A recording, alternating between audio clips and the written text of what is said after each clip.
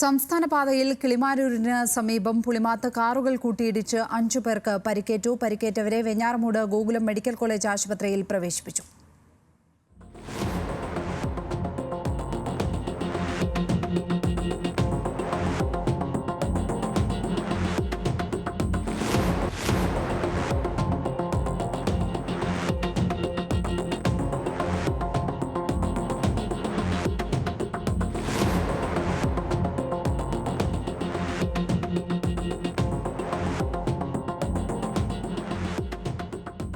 കൂടുതൽ വിവരങ്ങളുമായി തിരുവനന്തപുരത്ത് നിന്ന് ബിനിൽ ലീല സാബു ചേരുന്നു.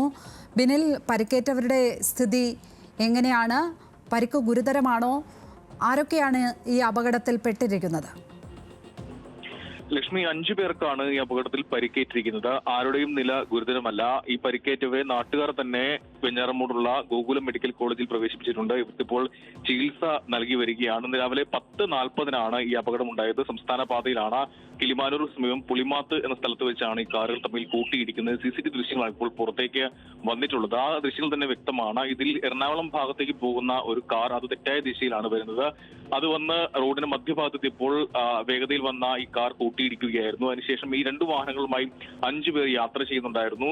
പെട്ടെന്ന് സമീപത്തുണ്ടായിരുന്ന ആളുകൾ, മറ്റ് യാത്രക്കാരൊക്കെ ഇറങ്ങി വന്നാണ് ഇവരെ ആദ്യം രക്ഷാപ്രവർത്തനം നടത്തിയത്. അതിനുശേഷം ആംബുലൻസ് വിളിച്ച് ഇവരെ ആശുപത്രിയിലേക്ക് മാറ്റി. നിലവിൽ ഇവരുടെ ആരോഗ്യനിലയിൽ ഗുരുതരമായ പ്രശ്നങ്ങളില്ല എന്നാണ് മനസ്സിലാക്കുന്നത്.